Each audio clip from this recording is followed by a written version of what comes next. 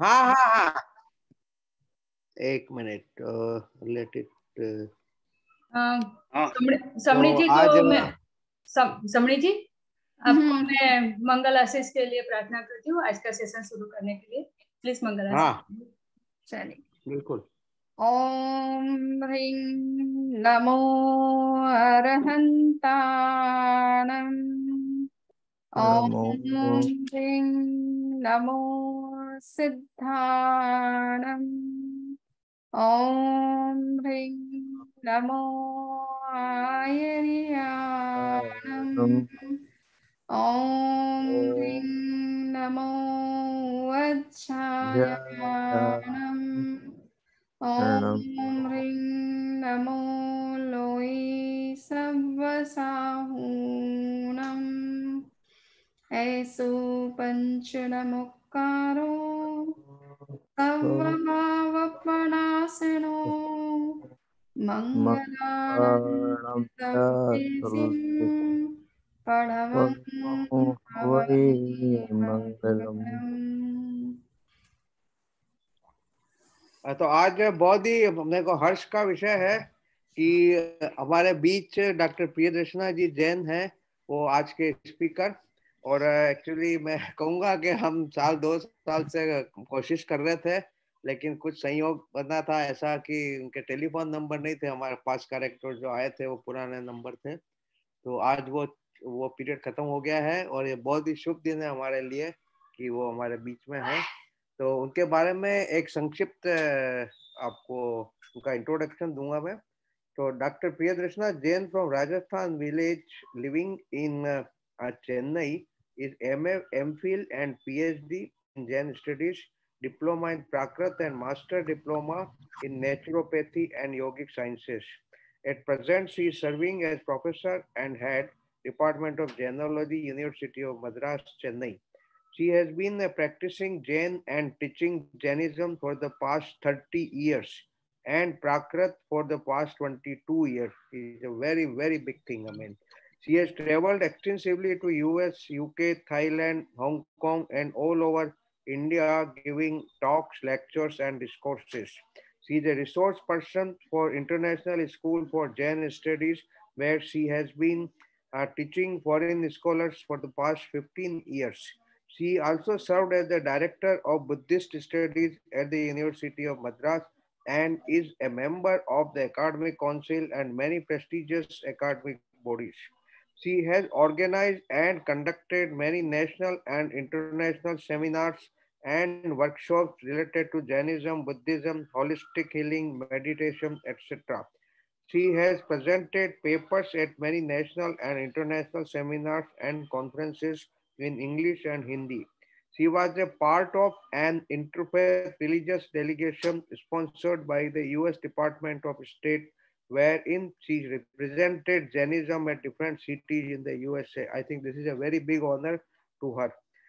She is the coordinator of Arugga Bohi Lebanon, a fitness and wellness program conducted online in which more than 250 people from USA, UK, Australia, Singapore, Dubai, Qatar, and different parts of India have participated and benefited during the pandemic. This is again a very big thing.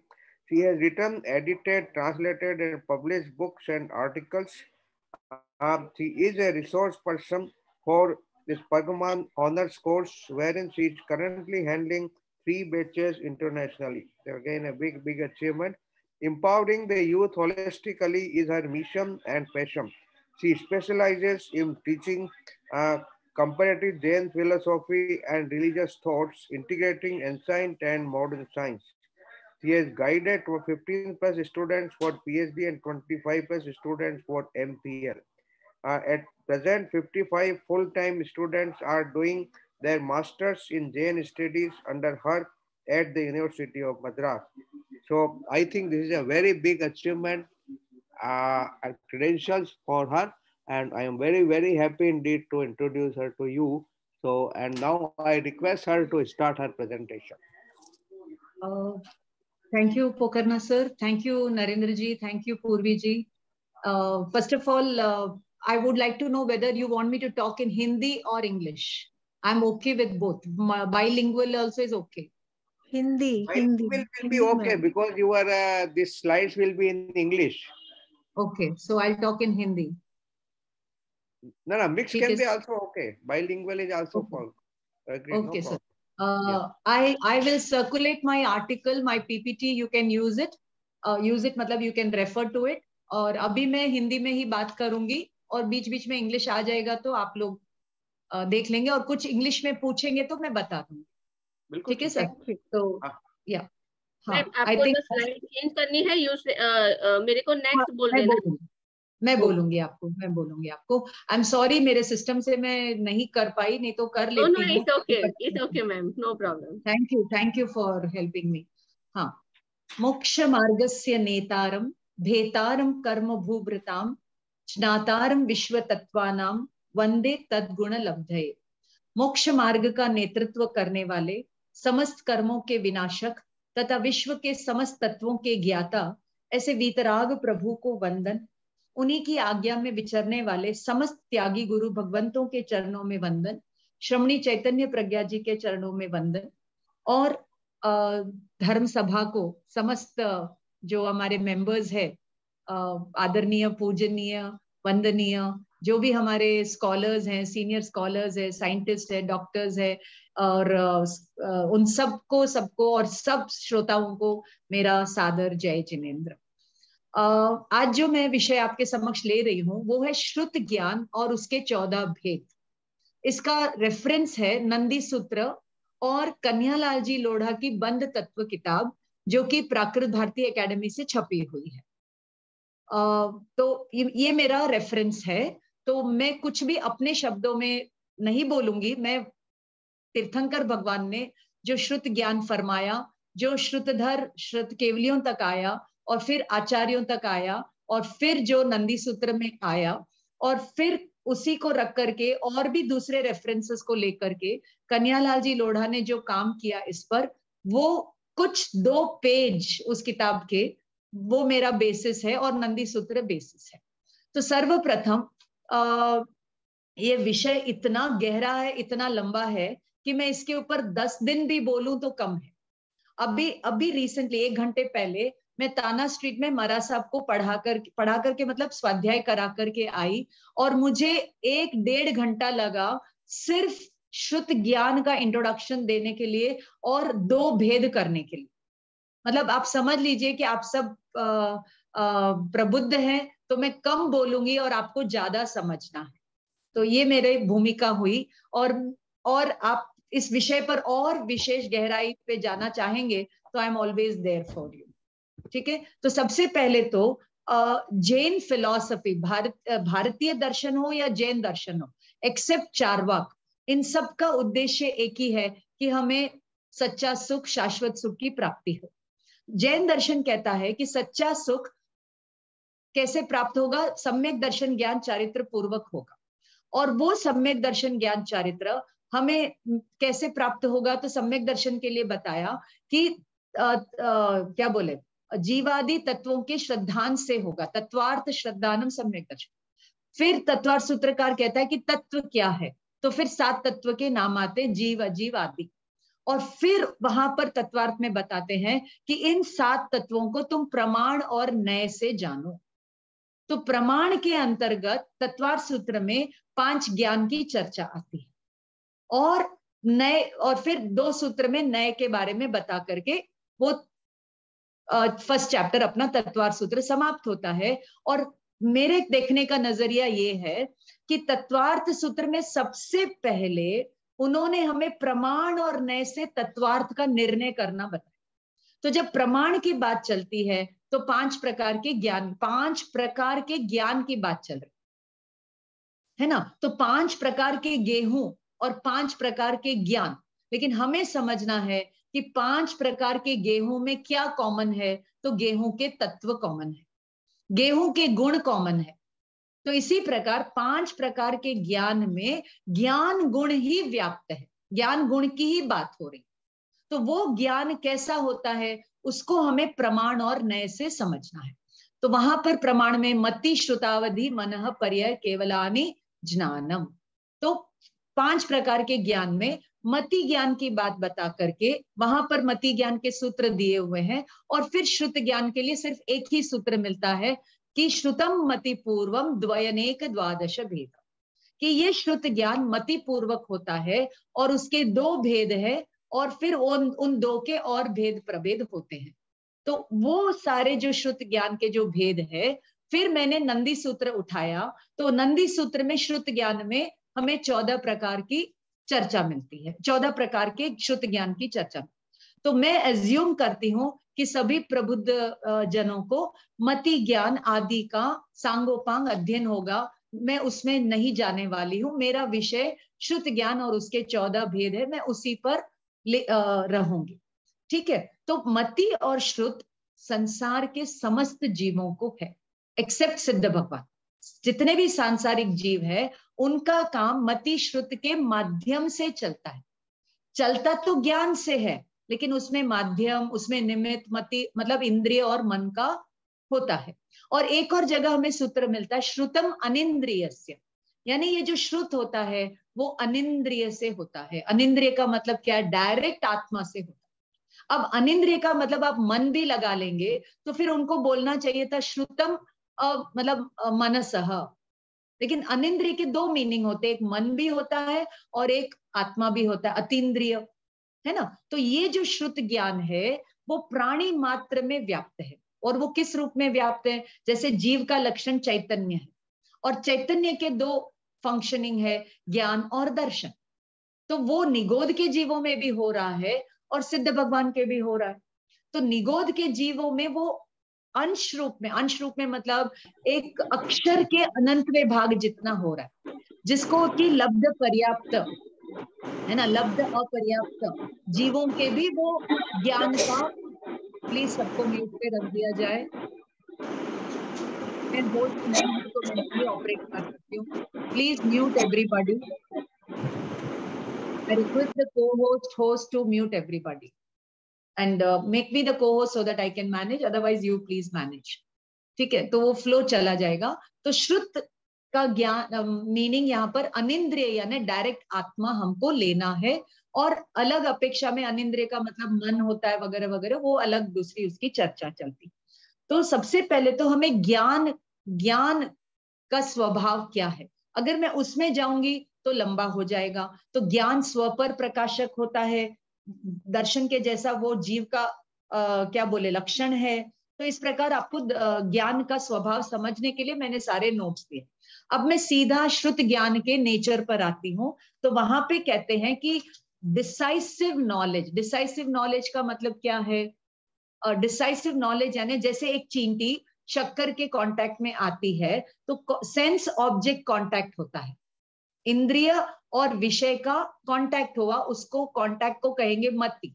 फिर वो उसका अचक्षु दर्शन और फिर अवग्रह इहा आदि उसका लगता है, तो उसको ज्ञान हो गया कि ये शक्कर है।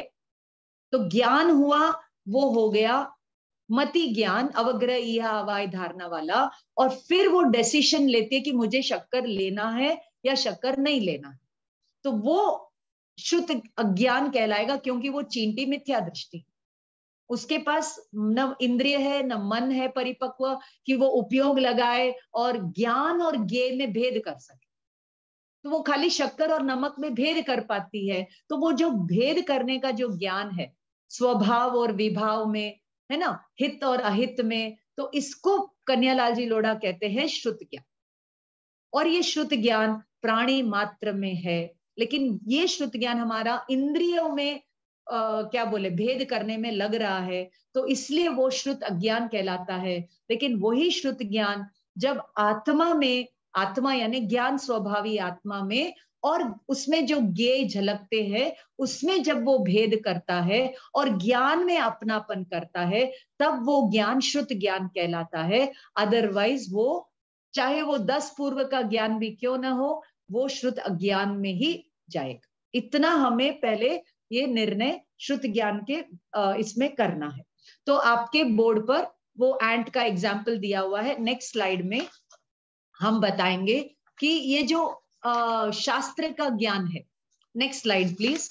शास्त्र का ज्ञान है उसको भी श्रुत ज्ञान कहते हैं, क्योंकि श्रुत ज्ञान पढ़कर ही हमें क्या होता है, स्वभाव विभाव का ये भेद विज्ञान आदि होता है। तो श्रुत ज्ञान मति पूर्वक होता है। तो हर समय जब हम ध्यान कर रहे हैं तब भी मति श्रुत चल रहा है, और जब हम निर्विकल्प दशा में जाएंगे तब ये हम मति ज्ञान से परे होकर के, श्रुत ज्ञान से परे होकर के केवल ज्ञान की ओर आगे बढ़ेंगे।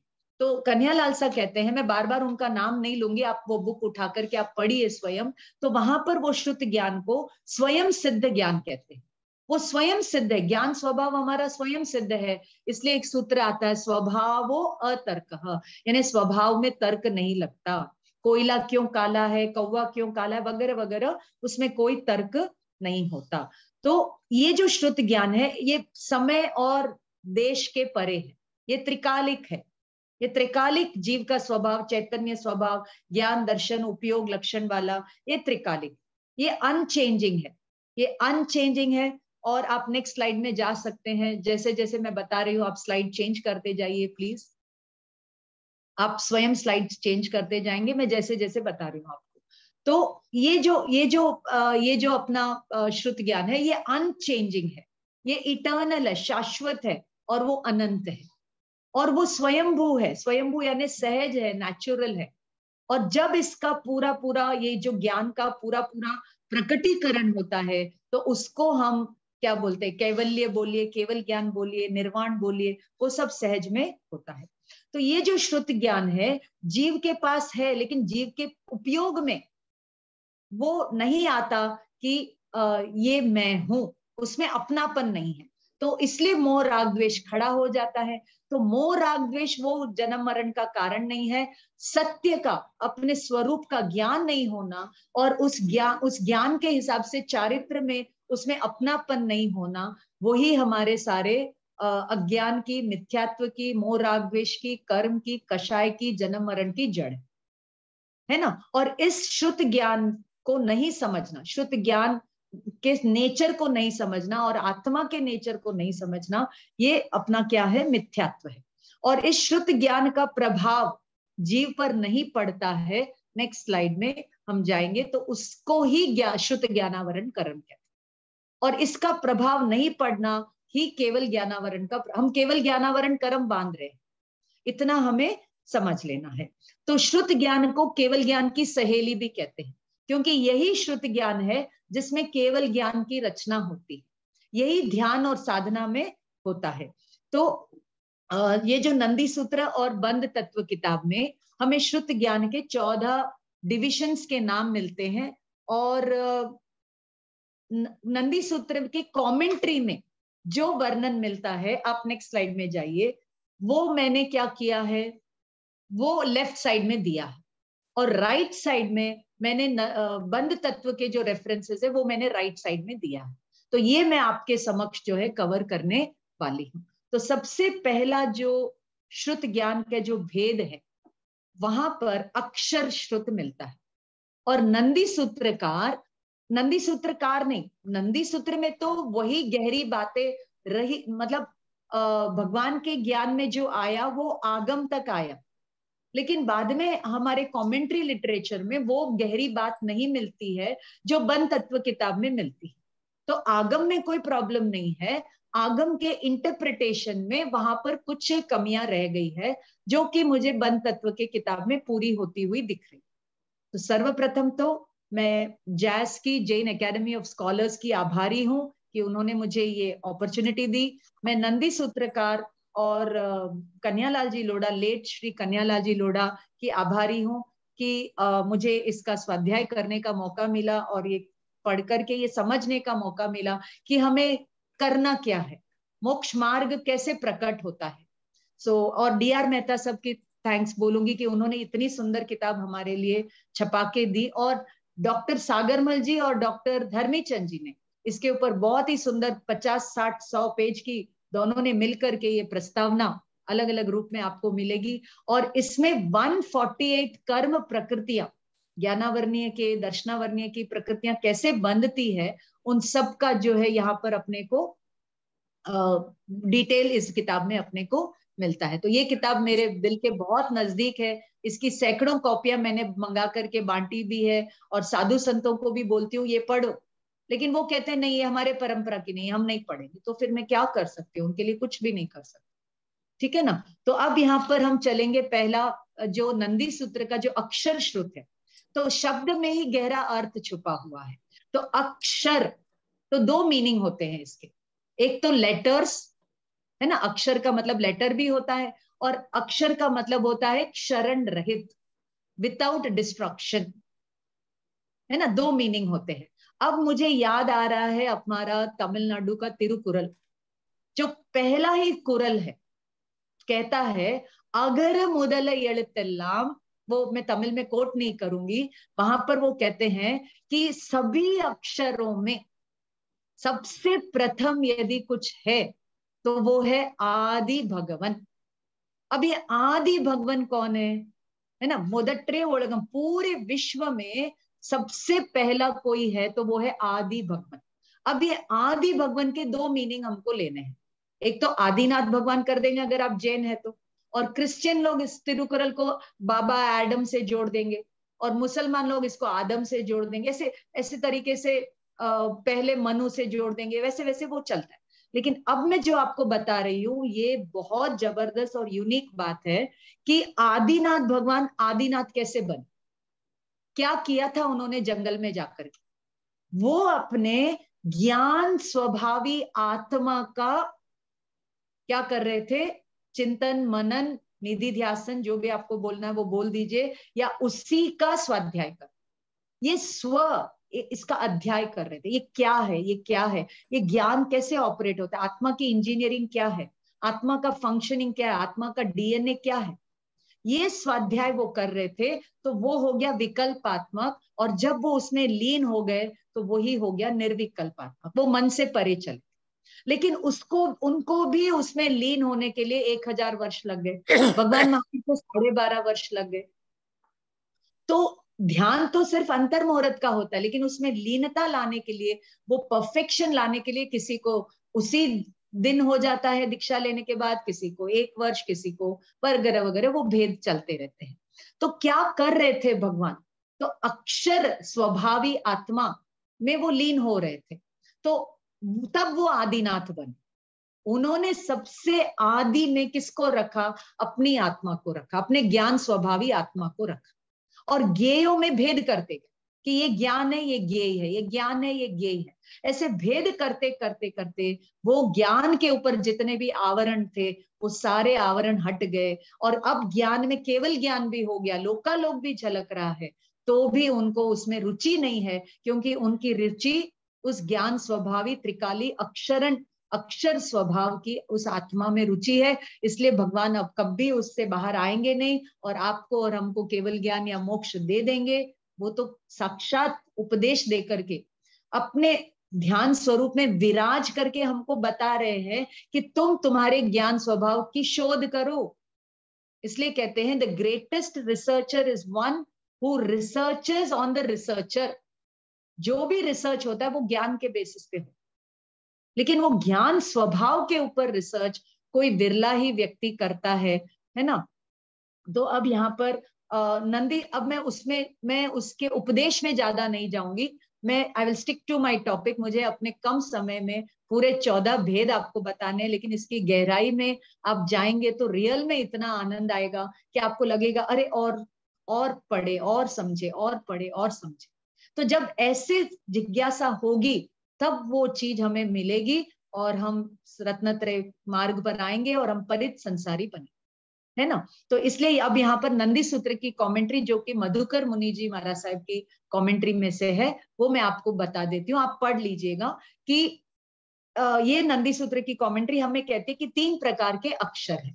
एक है संज्ञा अक्षर, जिसको हम लेटर्स, अल्फाबेट्स आदि अलग अलग लैंग्वेजेस के वो समझना, और एक व्यंजना अक्षर यानी जो साउंड होता है, प्रोनाउंसिएशन होते हैं, वो सब समझना, और तीसरा है लब्ध्य अक्षर। लब्ध्य अक्षर मतलब वो उपयोग गुण आत्मा का जिसमें हर समय नोइंग सीइंग हो रहा है ना। तो ये नंदी सूत्र का। अब कन्हैयालाल साहब क्या कहते हैं, वो कहते हैं कि ये जो आत्मा का जो स्वाभाविक ज्ञान स्वभाव है वो अक्षर है, वो इंडिस्ट्रक्टेबल है और वो अविनाशी है, त्रिकाली ध्रुव है ना? लेकिन उसमें भी हर समय पर्याय बदलती है। तो ये अक्षर श्रुत वो क्या है? It is the learning that helps us to understand the innate indestructible nature. तो सम्यक श्रुत ज्ञान क्या होगा कि वो श्रुत ज्ञान जो अपने क्या बोले अपने सोर्स, अपने जैसे फाउंटेन होता है तो फाउंटेन का सोर्स हम ढूंढते हैं। अब जैसे कोई क्राइम होता है तो उस क्राइम का सोर्स हम ढूंढते हैं कि क्यों किया क्राइम, कहाँ किया, पूरा एनैक्टमेंट होता है, तब निर्णय सही होता है। तो इसी प्रकार हमें उसके सोर्स पर जाना पड़ेगा। जब हम उसके सोर्स पर जाएंगे तो हमें त्रिकाली ध्रुव भगवान आत्मा के दर्शन, जब दर्शन होंगे तो उसका नाम सम्यक दर्शन, ज्ञान, चारित्र और तप, चारों शुरू हो जाएंगे। अदरवाइज चारों मिथ्या दर्शन, ज्ञान, चारित्र और तप में ही आएंगे। हाँ, ये आपको पुण्य दिला देंगे, रत्नत्रय की का जो पुरुषार्थ हम कर रहे हैं ये पुण्य दिला देंगे, लेकिन संवर निर्जरा तो तभी चालू होगी जब हम ज्ञान स्वभावी आत्मा को समझेंगे, श्रुत ज्ञान पूर्वक समझेंगे, तो सम्यक दर्शन, ज्ञान, चारित्र होगा। अब नेक्स्ट डिविजन, अगर मैं आप तक पहुंच रही हूं तो मुझे आप थोड़ा सा एक जेस्टर दे दीजिए कि यस, कुछ तो भी एक इशारा कर दीजिए कि yes I am going in the right track. Okay, कोई तो भी एक थम्स अप दे दीजिए या कुछ भी थम्स डाउन दे दीजिए, कुछ तो भी। वेरी नाइस, वेरी नाइस, बहुत ही बढ़िया। Thank you. अब मैं चलती हूँ सेकेंड डिविजन पर, जिसका नाम है अनक्षर श्रुत, है ना। अपन जानते हैं अनेकांतवाद, है ना, कि अगर मैं आपको पूछूं आप अच्छे हो कि बुरे हो, तो आप कहेंगे कि मैं अच्छा भी हूं और बुरा भी हूं, लेकिन रिलेटिवली बताना पड़ेगा कि एक संत महात्मा की अपेक्षा से हम इतने अच्छे नहीं है, लेकिन एक आतंकवादी की अपेक्षा हम बहुत अच्छे हैं, है ना। तो इसी प्रकार अक्षर श्रुत और अनक्षर श्रुत दोनों ही एक समय में आत्मा में रहते हैं। तो आत्मा का जो अक्षर स्वभाव है उसमें अनक्षर भी हमें लेना है। कैसे लेना? तो यहाँ पर नंदी सूत्रकार कहते हैं, आप वो दूसरे स्लाइड में आप जा सकते हैं, सॉरी दूसरे स्लाइड में, जब मैं अनक्षर बोलूं तो आप दूसरा स्लाइड आप थोड़ा ले लीजिएगा, नहीं तो मेरा टाइम वेस्ट हो रहा है। तो वहां पर दिया हुआ है कि जैसे अपने को कोई आवाज आती है, खांसी की, जुकाम की, बर्तन के गिरने की, उसको उन्होंने अनक्षर श्रुत का। लेकिन अपने कन्यालाल साहब कहते हैं कि आत्मा जो है वो एक ज्ञान का समुद्र है, ठीक है, और जिसमें हर समय ज्ञान की पर्याय आ रही है। और वो पर्याय क्या है? वो पर्याय के रूप में क्या है? शरण रूप है ना, वो क्षरण रूप है। तो यहाँ पर वो कहते हैं कि उसमें जो हमारे पर्याय में जो आ रहा है वो सब अनित्य है, वो सब क्षरण युक्त है, इसलिए उनके पीछे मत जाओ। जितने भी ज्ञेय आ रहे हैं वो सब अनित्य है, तुम नित्य हो। तुम्हारे ज्ञान में जो भी ज्ञेय आ रहे हैं वो अशरण है, तुम स्वयं में शरण ढूंढो। तुम्हारे ज्ञान में जो भी ज्ञेय आ रहे हैं वो असार है, तुम सार हो। अब इसमें तुम एकत्व करो। तो ये चार भावना हो गई, है ना। तो इस प्रकार तो जो भी ज्ञान में ज्ञेय आ रहे हैं उसके दो मीनिंग हमको लेना है। ज्ञान में जो ज्ञेय आ रहे हैं उसके दो मीनिंग लेना है, एक जानने लायक और एक जानने में आता है। तो हमारे ज्ञान में जो भी ज्ञेय आ रहे हैं वो जानने में आते हैं, लेकिन जानने लायक तो ये ज्ञान, या ये ज्ञान का जो सोर्स है वो भगवान आत्मा है, वो जानने लायक। इसीलिए आपको उपनिषद की भाषा में बोले तो तत्वम असि, तुम वह हो। अप्पा सो परमप्पा, आत्मा ही परमात्मा है। अहम ब्रह्मास्मि, और भगवान कहते हैं मैं कण कण में विराजमान हूं। तो किस रूप में विराजमान है? एक ज्ञान स्वरूप के रूप में विराजमान, क्योंकि एक पुद्गल को ज्ञान नहीं है, चेतना नहीं। तो जब हम इस ज्ञान की तपास करेंगे या इसका रिसर्च करेंगे तो we will reach our source from where all the gyan is coming, from where the keval gyan will come and everything. So it's a complete inward journey. तो मैं अगर आपको एक लाइन ड्रॉ करके बताऊं, मेरे पास बोर्ड है, मैं शेयर करके बताती हूँ। ओके, नहीं शेयर कर सकते, आप मुझे बाद में पूछ लेना। एक स्ट्रेट लाइन और एक परपेंडिकुलर लाइन आप पूछेंगे तो मैं उसको रख करके बताना चाहूंगी, लेकिन आपका स्क्रीन शेयर हो रहा है इसलिए मैं नहीं अभी शेयर कर सकती हूँ, but it's a very important point, ठीक है ना। तो इस प्रकार we should focus on the permanent ज्ञान स्वभाव, जिसमें सारे ज्ञेय झलकते हैं, लेकिन वो जानने लायक नहीं। जानने में तो एक भगवान आत्मा ही जानने लायक है। तो इस प्रकार वो अनक्षर स्वरूप यहाँ पर कन्हैयालाल सर ने बहुत अच्छे से, आप ज्ञान, ये बुक है मेरे सामने उनकी, और इसमें आप ज्ञानावर्णीय उठाएंगे, ज्ञान स्वभाव उठाएंगे, तो आपको इतना रिच मटेरियल मिलेगा कि आप इसको समझेंगे तो आपके सारे 148 कर्म प्रकृति का क्या हो जाएगा, दी एंड हो जाएगा, है ना। यही तो अपना उद्देश्य है कि कर्म का विनाश हो, आत्मा की प्राप्ति हो, मोक्ष मार्ग की प्राप्ति हो, वगैरह वगैरह। अब मैं तीसरे भेद पर आती हूँ, तो आप थोड़ा चले जाइए वहां पर। संगी श्रुत, संगी का मतलब क्या है? संगी, अभी मैं आपके कोई भी आंसर चैट से नहीं दे सकती हूँ, आपको थोड़ा सा पेशेंट रखना पड़ेगा। संगी श्रुत का मतलब क्या है? संगी जीवों को, संगी यानी मन और पांचों इंद्रियां पूर्ण है, उनको जो ज्ञान होता है उसको संगी ज्ञान, ऐसा नंदी सूत्र में बताया। अब कन्हैयालाल साहब क्या कहते हैं कि हमें ये जो संगी पर्याय मिली है उसमें हमें अवग्रह या अवाय धारणा लगा करके हमें अपने स्वरूप का निर्णय करना चाहिए, तो उसका नाम होगा संगी शुद्ध। संगी यानी rationalising, so man is a rational animal.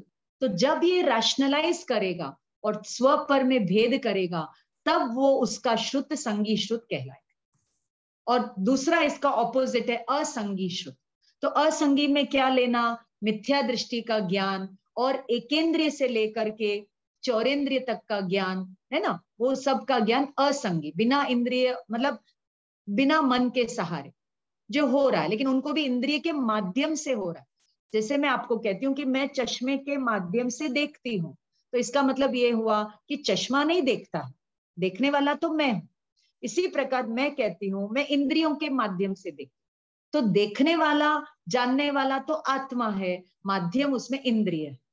ये पहले क्लियर होना चाहिए कि इंद्रियां धोखा देती है, ज्ञान हमें बचाता है। इसके ऊपर मैं आपको सैकड़ों एग्जाम्पल दे सकती हूँ कि जैसे माँ बच्चे को कहती है पढ़ ले बेटा नहीं तो तेरी टांग तोड़ दूंगी। अब वो बच्चा जाके कोर्ट में केस करता है क्या, पुलिस में केस करता है क्या? वो तो हंसता है, वो बोलते हैं अरे मेरी माँ है, वो नहीं मारेगी, वो मैं पढ़ नहीं रहा हूं ना इसलिए वो ऐसा बोल रही है। तो सुना कान से, लेकिन जाना, भेद विज्ञान किया ज्ञान से कि मेरी माँ है, वो मेरे हितकारी है, तो वो मेरी टांग नहीं तोड़ेगी, और वो सहज रहता है ना। तो ज्ञान सहजता लाता है। और इंद्रिय से अगर समझ लीजिए किसी ने सुन लिया और माँ को जाके कोर्ट में पुलिस में कंप्लेन कर दे कि ये माँ अपने बच्चे का टांग तोड़ेगी, तो वो इंद्रियां जो है वो धोखा दे सकती है। ठीक है, तो असंगी जीवों के जो ज्ञान होता है वो असंगी श्रुत। अब दूसरे कॉलम में आप लोग देखिए कि वहां पे क्या कहते हैं कि जो हमारा ज्ञान स्वभाव है ना, वो निगोद के जीवों में भी है और सिद्ध भगवान में भी है ज्ञान स्वभाव। लेकिन ये जीव को अपने त्रैकालिक ध्रुव स्वभाव का निर्णय नहीं है ना, निर्णय नहीं है, तो इसलिए उसका ज्ञान क्या है, असंगी श्रुत में आएगा। प्लीज स्लाइड चेंज करिएगा, असंगी श्रुत में हो, है ना। तो असंगी श्रुत में क्या हो रहा है, नेक्स्ट बिफोर तो असंगी श्रुत में क्या है कि उसका जो इनहेरेंट ज्ञान है, उसका जो इनहेरेंट ज्ञान है वो इंद्रिय और मन से परे, इंद्रिय और मन से परे है, उसको आप इंद्रिय और मन से नहीं पकड़ सकते। इसलिए शास्त्र पढ़ करके, परमात्मा के दर्शन करके, गुरु भगवंतों को देख करके हमें अपने तक पहुंचना है। तो भगवान बैठे बैठे बता रहे, तो भगवान को कॉपी करो, कॉपी करो यानी भगवान के जैसे पहले बैठना तो सीखो, है ना। भगवान नासाग्र दृष्टि करते अपने ज्ञान स्वभाव को देख रहे, उसमें इतना उनको आनंद आ रहा है, और हम उस ज्ञान स्वभाव में हमको आनंद नहीं आ रहा, हमको केवल ज्ञान में आनंद दिख रहा है, तो वो केवल ज्ञान हमें कभी भी मिलने वाला नहीं है। तो इस प्रकार असंगी शुद्ध। अब सम्यक शुद्ध में चलिए, नेक्स्ट स्लाइड में यहाँ पर क्या कहते हैं, पहले वाले कॉलम में कि 12 अंगों का जो ज्ञान है वो सम्यक शुद्ध है, और अरहत, गणधर आदि आदि, है ना, जो आगम के जानकार है उनका जो ज्ञान है वो सम्यक शुद्ध कहलाएगा। अब यहाँ पर दूसरे राइट साइड में क्या कहते हैं कि जब हम अपने सम्यक स्वरूप को पालेंगे या पाने की दिशा में आगे बढ़ेंगे, तभी हमारा वो ज्ञान सम्यक कहलाएगा। अब इसके लिए आपको शास्त्र पढ़ करके हो सकता है, या फिर शास्त्र यहाँ पढ़ करके नहीं भी हो तो हो सकता है यहाँ समझा हुआ है यहाँ आपने गौर किया हुआ है देव गुरु शास्त्र के निमित्त से, तो हो सकता है कि नरक में जाकर के आप ये ज्ञान अप्लाई करके वहां पर भेद विज्ञान करके सम्यक दर्शन प्राप्त कर सकते। लेकिन कंडीशन ये है कि पहले सुना हुआ होना चाहिए, निसर्ग और अधिगम। तो पूर्व जन्म में अधिगम होगा तो अगले जन्म में वो निसर्ग से आपको रत्नत्रय की प्राप्ति हो सकती है, लेकिन परिपूर्णता तो मनुष्य पर्याय से ही होगी। तो इस प्रकार हमें सम्यक श्रुत को समझना। अब इसका ऑपोजिट मिथ्या श्रुत। तो मिथ्या श्रुत में यहाँ पर जो नंदी सूत्रकार कहते हैं, तो उन्होंने वहां पर सारे शास्त्र के वहां पर नाम गिनाए हैं, मैं उसमें नहीं जाऊंगी, आप नंदी सूत्र उठा करके आप देख सकते हैं। तो वहां पर रामायण, महाभारत आदि आदि जितने भी दूसरे ग्रंथ है उनको वहां उन्होंने मिथ्या श्रुत किया। और एक बात पढ़ने को मिलती है कि सम्यक दृष्टि यदि मिथ्या श्रुत भी पढ़े तो वो उसमें से सम्यक को ग्रहण कर लेगा, और मिथ्या दृष्टि यदि सम्यक शास्त्र को भी पढ़े तो वो उसमें से गलत ही मीनिंग ले लेगा। इस प्रकार अपने को वहां पे मिथ्या श्रुत का वर्णन नंदी सूत्र।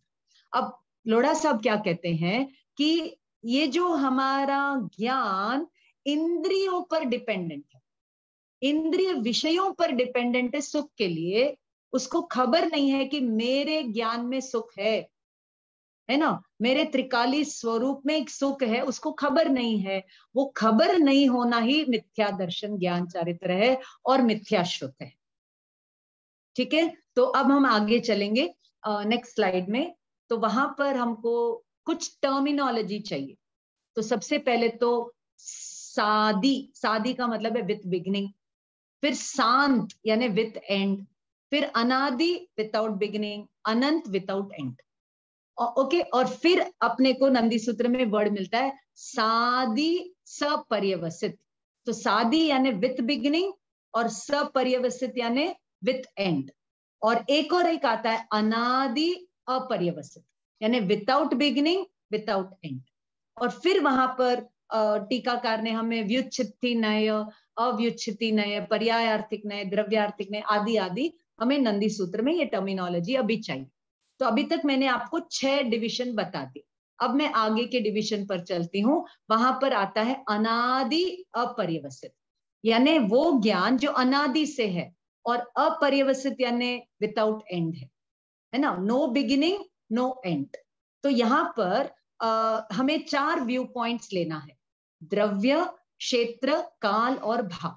तो द्रव्य की अपेक्षा से यहाँ पे कहते हैं कि ये जो तीर्थंकर भगवान जो रिवील करते दिव्य ध्वनि में, वो विथ बिगिनिंग और विथ एंड होता है। हर तीर्थंकर का टाइम पीरियड चलता है ना, लेकिन परंपरा अपेक्षा से इसका कोई बिगिनिंग नहीं है, इसका कोई एंड नहीं।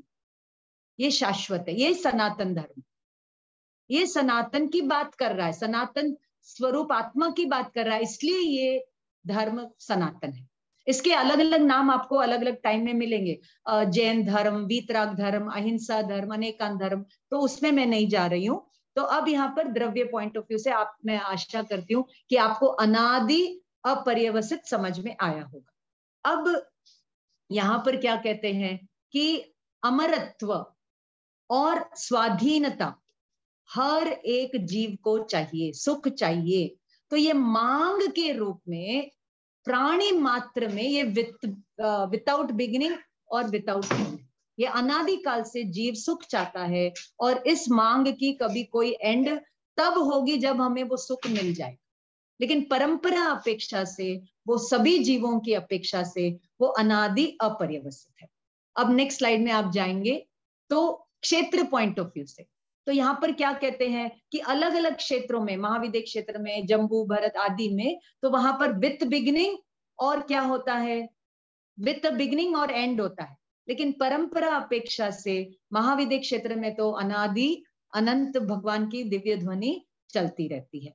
अब यहाँ पर राइट में क्या देखेंगे कि जब ये जीव मिथ्यात्व को छोड़ करके सम्यक्त्व में आता है, तो फर्स्ट डॉन ऑफ एनलाइटनमेंट, शुरुआत होती है।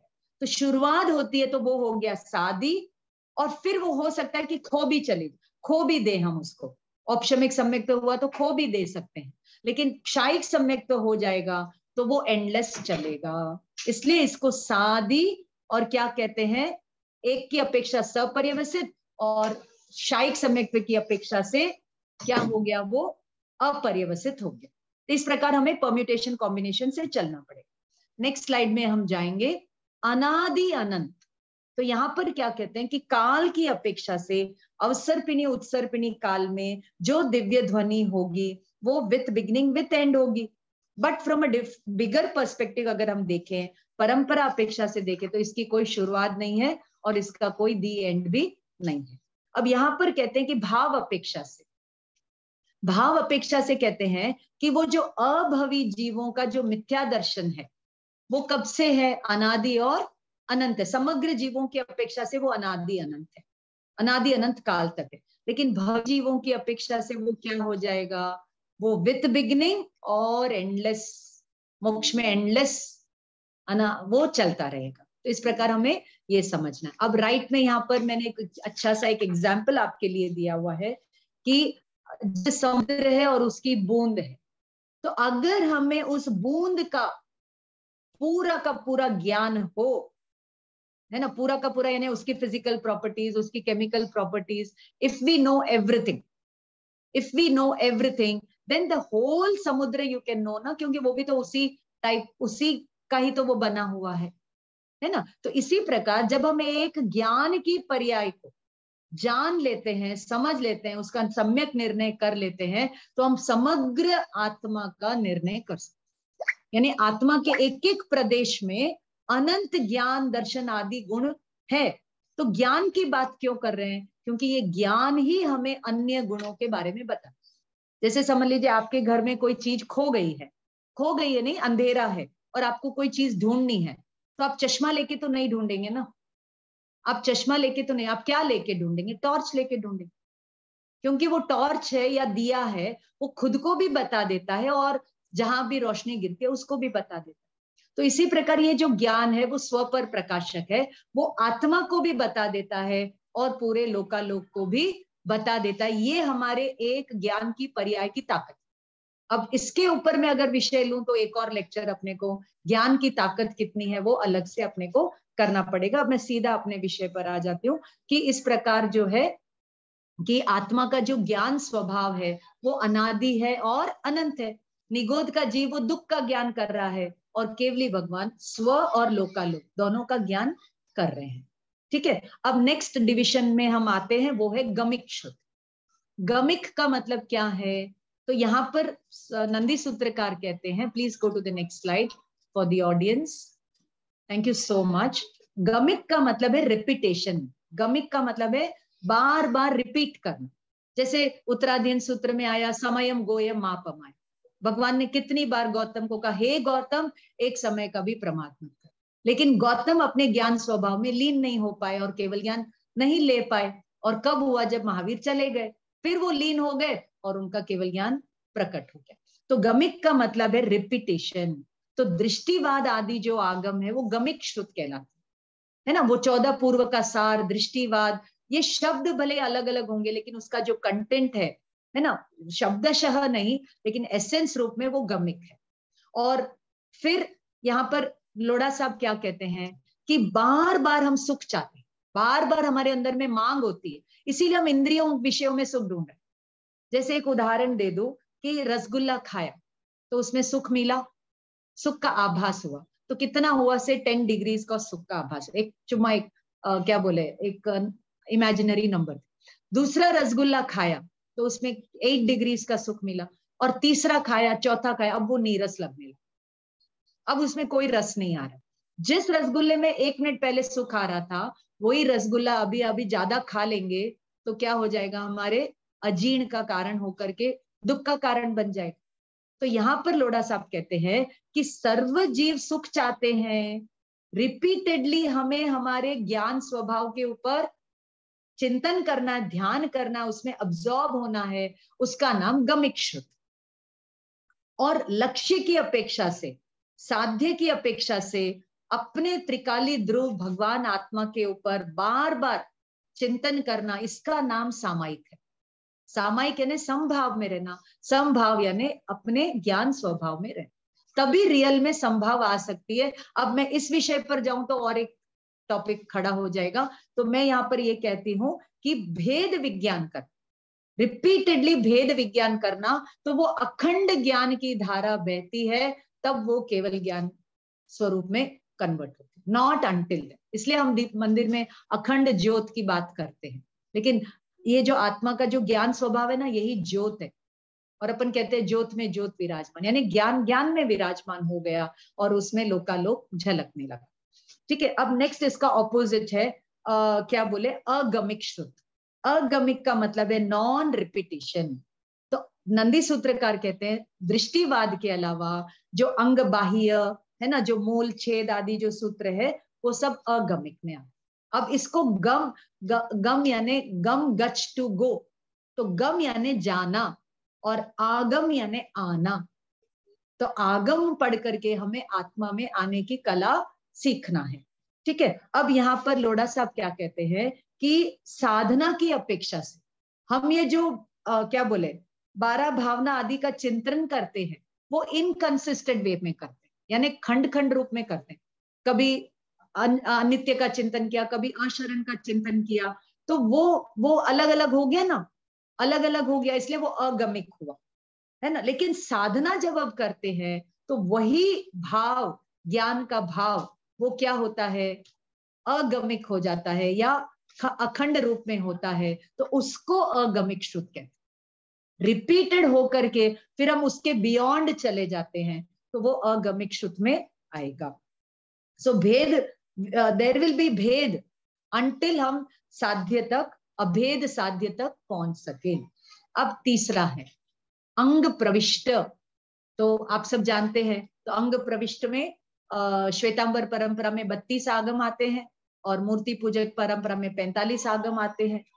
ठीक है, तो यहाँ पर 12 अंगों में हम नाम ले ले तो उसमें दिगंबर श्वेतांबर दोनों लिटरेचर आ जाते, क्योंकि दिगंबर लिटरेचर पूरा दृष्टिवाद का ही दो पूर्व का ही वहां पर एलॉबरेशन अपने को षटखंड आगम आदि आदि कुंद आदि के ग्रंथों में हमको दृष्टिवाद के एक अंश का ही वहां पर विस्तार मिलता।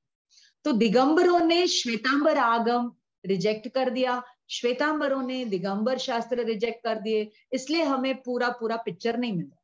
तो ये मेरा स्ट्रॉन्ग रिकमेंडेशन है कि आप दोनों पढ़िए और बंद तत्व भी पढ़िए, तो आपको एक रियल पिक्चर मोक्ष मार्ग का या रियलिटी का अपने को मिलेगा। ये मेरा 35 इयर्स का एक्सपीरियंस आपके समक्ष बोल रहा है।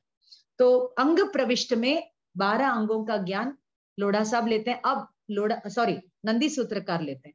सो आप अभी देखिए अंग प्रविष्ट में जाइए, तो वहां पर क्या कहते हैं, अंग प्रविष्ट में जाइए, प्रीवियस स्लाइड प्लीज। तो यहाँ पर क्या कहते हैं, अब मैं यहाँ पर आपके समक्ष आचारांग सूत्र को कोट करना चाहती हूँ कि वहां पर भगवान महावीर को लोक विपस्सी बताया, यानी वो अपने शरीर, देखो आत्मा कहाँ विराजमान है, शरीर के अंदर है भी और नहीं, है ना। अभी अपन आत्मा को ढूंढेंगे तो हमें शरीर के अंदर ही देखना पड़ेगा ना, बाहर में तो नहीं है आत्मा। जैसे मैंने आकाश का ज्ञान किया, तो आकाश तो बाहर है, लेकिन ज्ञान तो उसका पूरा रिफ्लेक्शन मेरे ज्ञान में गिरा ना, तो मैंने उसको जाना, मैंने उस रिफ्लेक्शन को जाना, न कि उस आकाश को। तो इस तरीके से वो अलग बात चलती है। तो यहाँ पर मैं ये कहना चाहती हूँ कि भगवान लोक विपस्सी ने भगवान 12.5 साल कर क्या रहे थे, वो अपने ऊर्ध्व मध्य अधोलोक, अपने शरीर में अपने ज्ञान चेतना को जगा रहे थे, अपनी ज्ञान चेतना का वो आश्रय ले रहे थे। तो 3 प्रकार की चेतना होती है, ज्ञान चेतना, कर्म चेतना, कर्म फल चेतना। चेतना के ही ये 3 रूप है। तो ये ज्ञान चेतना को ही वो डिस्कवर, एक्सप्लोर कर रहे थे, इसलिए उनके क्या हो गया, कर्म फल चेतना उन पर हावी नहीं हुई और उनके सारे कर्म क्या हो गए, अब उसका ज्ञान तो होता है लेकिन उसमें उनको रुचि नहीं होती। तो इस प्रकार ये अलग विषय बन जाता है। तो यहाँ पर कहते हैं आंख, इसलिए मैं एक कोटेशन आपको देना चाहती हूँ, आंख खोल कर देखो, है ना, कितना झूठा है संसार। और जिनवाणी कहती है, भगवान कहते हैं आंख बंद करके देखो, साचा है अपना आत्मा, है ना। जब वो साची आत्मा अपने को लगने लगेगी, तब हम उसकी महिमा करेंगे, तब रत्नत्रय प्रकट होगा। तो अब यहाँ पर कहते हैं कि भगवान अपने ये आंखें बंद करके ज्ञान के चक्षुओं से, इसलिए शिव जी की तीसरी आंख जब खुलती है, तब प्रलय। किसका प्रलय? मिथ्यात्व का, कर्मों का, कषायों का, जन्म मरण का प्रलय है ना। आत्मा शिव स्वरूप है और वो तीसरी आंख को खोलना। अब मैं आपको इसको सिद्ध चक्र यंत्र को रख करके भी बहुत अच्छे से बता सकती हूँ, लेकिन मैं अभी उसमें नहीं जाऊंगी। तो अपने अंगों के माध्यम से, अपने को शरीर के माध्यम से हमें मन, वचन और काया से परे जाने का अभ्यास, तत्व अभ्यास है ना। तो ये हो गया अंग प्रविष्ट। अब यहाँ पर क्या कहते हैं कि अंग में जब आप देखोगे तो अपने अंग में मतलब बॉडी में देखेंगे तो वहां पर टिश्यूज है, ऑर्गन्स है, सेल्स है, सब पूरी बायोलॉजी है वहां पर, पूरी माइक्रोबायोलॉजी अंदर में है। अपना शरीर 50% से ज्यादा निगोदियों का जीव, वो सब उनके ज्ञान में दिखने लग जाता है जब केवल ज्ञान होता है। लेकिन वो शुरुआत कहां से होती है? वो अपने ज्ञान को इतना शार्प और सूक्ष्म कर रहे हैं, 12 भावना का चिंतन करके वापस आत्मा में जाते हैं, फिर नहीं रह पाते हैं, फिर बाहर आते हैं, फिर चिंता करके फिर अंदर जाते हैं। तो ऐसे करते करते करते वो आत्म तत्व तक पहुंचते हैं। तो इसका नाम हो गया अंग प्रविष्ट, है ना। तो जितना जितना हम 12 भावना का चिंतन करके अंदर में जाएंगे, उतने उतने में हमारे वीतरागता प्रस्फुटित होने लगे। अब हमें ज्ञेयों में रुचि नहीं, हमारे ज्ञान में रुचि है, तो मोह राग द्वेष आपका अनंतानुबंधी नहीं होगा, है ना। तो अनंतानुबंधी भी गया, मिथ्यात्व भी गया, और ज्ञान के ऊपर जो आवरण थे वो भी, क्या बोले, अब ये अलग विषय है कि हम इसको कैसे और डिटेल में ले। अब आ जाते हैं, मेरा समय समाप्त हो रहा है इसलिए मैं 14th एंड लास्ट, अंग बाह्य श्रुत। तो यहाँ पर क्या कहते हैं? तो नंदी सूत्रकार कहते हैं कि आवश्यक और आवश्यक व्यतिरिक्त। तो वहां यही टर्मिनोलॉजी दिगंबर साहित्य में भी मिलती है।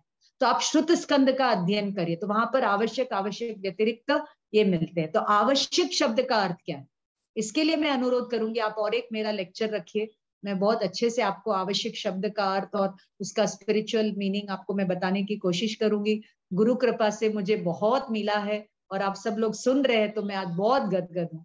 आपने मुझे बहुत खुशी दी है कि अब मुझे बुला करके, और इस विषय के ऊपर मैंने बहुत पैशन के साथ तैयारी करके मैं आपके समक्ष उपस्थित हुई। तो यहाँ पर उपांग, मूल, छेद आदि वो सब अंग बाह्य में आते हैं। अब ये अंग बाह्य और अंग तो तिर्यंश के जीवों के पास नहीं है ना, नरक के पास नहीं है, देवलोक में नहीं है, तो उनको कैसे सम्यक दर्शन होता है? और आप सब जानते हैं कि सम्यक दर्शन का अधिकारी सन्नी पंचेंद्रिय जीव हो सकता है, भवी जीव भी होता है। तो ये जो भव्य काम करेगा, इस भव्य ज्ञान स्वभाव को समझ करके आत्मा का निर्णय करने का, वही वास्तव में भव्य कहलाते हैं। अदरवाइज तो हम भवी होते हुए भी अभव्य का ही, अभव्य काम कर रहे, भव्य काम नहीं कर रहे, डिवाइन काम नहीं कर रहे, इसलिए हम भवी होते हुए भी अभवी की तरह होते। अब ये भवी अभवी कितने हैं? निकट भवी, दूरान दूर भवी, है ना, अभवी सदृश भवी, वगैरह वगैरह। तो अब यहाँ पर अंग बाह्य में लोढ़ा साहब कहते हैं कि अपने शरीर के अलावा बाहर में आपने डेड बॉडी देखी, है ना, और उसको रख करके आपको वैराग्य हो गया, यानी आत्मा समझ में आ गई, या परमात्मा का की मुद्रा देख करके आपको आत्मा समझ में आ गई। तो इस प्रकार जो है, फिर आपको जब आत्मा समझ में आई तो उसमें बाहर में निमित्त बने, वो कोई भी पूरा जगत हो सकता है ना, पूरा जगत हो सकता है। तो उसको बाह्य को देख करके आपको इस ज्ञान स्वभावी आत्मा का निर्णय हुआ, तो वो ज्ञान श्रुत ज्ञान कहलाएगा। और उस श्रुत ज्ञान में केवल ज्ञान की रचना, जैसे एक सहेली होती है, वो पिक्चर जाती है तो वो अपनी एक दूसरी सहेली को लेके जाती है कि नहीं लेके, चल चल चल बहुत अच्छी पिक्चर है। तो ऐसे ही ये शुद्ध ज्ञान है, वो केवल ज्ञान को खींच करके ला। और मोक्ष मार्ग में अवधि मन पर्यव ज्ञान का कोई रोल नहीं है, और केवल ज्ञान भी का रोल नहीं है, वो तो बाई प्रोडक्ट है। तो मति को हमें लगाना है इंद्रियों से परे जाने के लिए, और तब वो ज्ञान सम्यक श्रुत ज्ञान या श्रुत ज्ञान कहलाएगा, और तभी जो है मोक्ष मार्ग हमारा प्रकट होगा। तो आपका और हमारा शीघ्र ही मोक्ष मार्ग प्रकट होए, यही मंगल कामना करके मैं अपने शब्दों को विराम देती हूँ। जय जिनेन्द्र, जय मां। अब कोई क्वेश्चंस है तो वो ले सकते with the permission of the chair. आप म्यूट पर है कोठारी सर, आप म्यूट पर है। तो प्रियदर्शना जी, आपने बहुत ही विस्तार से और ये शुद्ध ज्ञान के बारे में बताया, आपको बहुत बहुत धन्यवाद, बहुत बहुत धन्यवाद। इतना विस्तार में गए आप, मतलब मेरे 2 प्रश्न है पर वो मैं बाद में पूछूंगा। उसके पहले मैं दूसरे जो पार्टिसिपेंट्स हैं उनको आमंत्रित करूंगा कि वो प्रश्न पूछे। जय जिनेंद्र मैम। अनु जैन, हाँ बोलिए भाई। अनु जैन बोलिए। अनु जी वीडियो ऑन करिए। अनु जी, मैं रितु बोल रही हूँ। मुझे ये पूछना था कि जब पहले सम्यक दर्शन हुआ पहली बारी, तो हमें क्या आनंद आता और क्या दिखता है तब? सम्यक दर्शन यानी अपने ज्ञान चेतना का सम्यक दर्शन, जिसमें ज्ञान और ज्ञेय 3 स्टेप्स बता सकती हूँ। हमें भेद विज्ञान करना है तो 3 स्टेप्स है उसके। पहले शरीर और आत्मा, ये दोनों अलग है। जब आत्मा में जाएंगे तो 2 बातें आती है, ज्ञान और राग, तो उसमें भेद करना है। और ज्ञान में जब जाएंगे तो और 2 बातें आती है, ज्ञान और ज्ञेय में भेद करना। अब ये क्या है, ये तो अनुभव का विषय है, ये अनुभव का विषय है। आप अनुभव करके देखिए, तीनों में भेद, 3 तरह का भेद विज्ञान करें, ठीक है ना। ये क्या अनिर्वचनीय है। इवन अरियन भगवान can not put it in your mind, you have to discover it. Anuj ji, have I answered your question? Thank you ma'am. Yes yes yes. Doctor LC Jain से प्रार्थना करूंगा वो अपना प्रश्न पूछे। अनम्यूट करिए साहब आप। हाँ कर दिया। हाँ, सबको मेरा जय जिनेंद्र। और हमारे जो प्रियदर्शना जी हैं उनको मैं बहुत बहुत बधाई देता हूँ। उनको आगम का बहुत ही अधिक सूक्ष्मता से ज्ञान है, और आज का जो उनका लेक्चर था वो बड़ा ज्ञानमय था। मैं केवल ये जानना चाहता था कि अगर थोड़ा सा ये जो भेद बतलाए हैं अंग बाह्य और अंग प्रविष्ट वगैरह के, इसके थोड़े शास्त्रों के नाम भी अगर बतला सकते तो थोड़ा बहुत अच्छा रहता। हाँ देखिए, सबसे पहले तो हमें ये अंग बाह्य में श्वेतांबर परंपरा में 45 आगम गिनाए जाते हैं, और दिगंबर परंपरा में श्रुत केवलियों के द्वारा कथित बात, जैसे कुंद कहते हैं कि मैं नहीं कह रहा हूं, ये श्रुत केवलियों के द्वारा कथित। तो जो तीर्थंकर की परंपरा में, जो श्रुत केवलियों की परंपरा में जो बात आती है, उन ग्रंथों को ही मान्य एक जैन करता है। बाकी सब इंफॉर्मेशन के लिए आप पढ़ लीजिए, लेकिन निर्णय करने के लिए तो हमें केवल ज्ञान से, जो भगवान ने त्रिपदी फरमाई कि उपनयवा विगमेवा धुवेवा, और सभी गंधर्वों को उत्पाद व्यय द्रव्य स्वरूप आत्मा भी समझ में आ गई और लोकालोक भी समझ में, है ना। और तो फिर इस प्रकार जो है वो गंधर्वों की परंपरा में जो बात आती है उन्हीं को मान्य करना। पहले तो परीक्षा करो कि कौन से ग्रंथ मान्य है, कौन से ग्रंथ मान्य। तो मैं आपको कहती हूँ, I am born in a Shwetambar tradition, और मैंने मद्रास यूनिवर्सिटी में पढ़ाई करने के पहले, एडमिशन लेने के पहले, मैंने कम से कम 40 चीजें कंठस्थ की थी। दशवे कालिक, उत्तराध्ययन, तत्वार्थ, थोकड़े, 25 बोल, 67 बोल, क्या क्या मेरे पाठशाला टीचर। लेकिन उन्होंने मुझे गाथा देने के पहले वो मुझे सर्वार्थ, नॉट सर्वार्थ सिद्धि, आत्म सिद्धि की 2 लाइन पढ़ाते कि जे स्वरूप समझ्या बिना पाम्यो दुख अनंत, समझाव्यू ते पद नमो श्री सतगुरु। तब से एक 15 साल की उम्र से जे स्वरूप क्या है, जे स्वरूप क्या है, उसकी खोज करते करते करते मैं यूनिवर्सिटी में गई। और यूनिवर्सिटी में जाने के बाद वहां पे हमारे जो डॉक्टर कलगढ़गी जी, डॉक्टर वसंतराज जी, डॉक्टर छगनलाल जी शास्त्री और बसुपाल जी, इन सब के पास पढ़ करके जो कुंद का लिटरेचर मिला, दिगंबर लिटरेचर, वहां पे हम लोग अभी दिगंबर श्वेतांबर दोनों लिटरेचर पढ़ते हैं और पढ़ाते हैं, और श्रीमद राजचंद्र का भी पढ़ते हैं। मेरे स्टूडेंट्स भी है यहाँ पर, रितु जी, अनु जी, राम सर, है ना। वहां पे मैं ये कहना चाहती हूँ कि आप दिगंबर लिटरेचर, श्वेतांबर लिटरेचर दोनों पढ़िए, तो आपको मतलब और अच्छे से पता चल पाएगा कि भगवान क्या। Have I answered your question LC sir? Jain साहब। हाँ, thank you madam, thank you. बहुत अच्छा आपका है, बहुत अच्छा नॉलेज है, थैंक यू। अच्छा मैडम, आप सब रेफरेंसेस भेज दीजिए उनको, मतलब एलसी जैन साहब को, वो जो मांग रहे हैं ना रेफरेंसेज, वो रेफरेंसेज आप भेज दीजिए। हाँ अच्छा, उसके मैं बाद ग्रुप में डाल सकती हूँ। हाँ बिल्कुल ठीक है। मैडम मैडम 1 मिनट और एक मिनट, ये मिनट और रेफरेंसेस एग्जॉस्टिव, ये रेफरेंसेस एग्जॉस्टिव है। आप लोग सब आ जाइए डिपार्टमेंट, नहीं तो डिपार्टमेंट को आपके बीच बुला लीजिए। नहीं एग्जॉस्टिव लिस्ट चाहिए। ये पुस्तक का आप जो लेख कर रही हैं वो पुस्तक हम लोगों को कहीं प्राप्त हो सकती है क्या? बहुत हाँ अच्छी हाँ, पुस्तक है। प्राकृत भारती एकेडमी, प्राकृत भारती एकेडमी जयपुर। अच्छा जी, थैंक यू। ये कन्यालाल साहब है, ये कन्यालाल जी लोढ़ा है, और इन्होंने हाँ इस बुक को लिखने के लिए जैन फिलॉसफी, बुद्धिस्ट फिलॉसफी, अष्टांग योग और मानव सेवा संघ सबको रख करके उन्होंने ये 148 कर्म के ऊपर रिसर्च किया, नहीं, कैसे बहुत अच्छे, बनते बहुत हैं। बहुत विस्तार और से, बहुत हाँ, सूक्ष्म और विवेचन उन्होंने किया 7 हुआ है, बहुत तत्व, अच्छा है। 9 तत्व के ऊपर किताबें लिखी है। लेकिन सबसे शानदार यदि कोई बुक, सब शानदार है उनका लिटरेचर, लेकिन ये मेरे को मतलब बहुत ही इम्पोर्टेंट है। बहुत बहुत बहुत धन्यवाद। अच्छा। उसके बाद मैं आमंत्रित करता हूँ डॉक्टर नरेंद्र भंडारी साहब को, उनके प्रश्न, आप प्रश्न पूछिए साहब। बहुत ही आपने गहन चिंतन करके हमारे समक्ष ये नंदी सूत्र का और ये लोढ़ा साहब की पुस्तक का ज्ञान दिया, उसके लिए हम आपके बहुत बहुत आभारी हैं। हम तो चाहते हैं कि आप ये लेक्चर श्रृंखला चालू रखें। तो पूर्वी जी, आप जब भी समय हो प्रियदर्शनी जी का लेक्चर रखें, ताकि हम ये सब शुद्ध ज्ञान प्राप्त कर सकें, बिना स्वाध्याय किए, बिना सूत्रों का अध्ययन किए, जिसमें बहुत समय लगता है। तो बहुत आपने अच्छा डीप नॉलेज हमसे शेयर किया। अब मेरा प्रश्न थोड़ा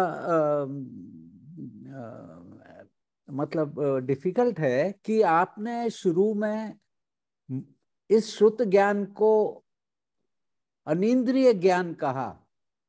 मेरा ऐसा विचार था कि शुद्ध ज्ञान इंद्रियों द्वारा ही प्राप्त होता है, और मन को आप इंद्रियों से अलग मानती हैं। मैं सोचता था कि ये मन और इंद्रियां एक समूह है जो टोटल मिलके हमको ये शुद्ध ज्ञान देती हैं।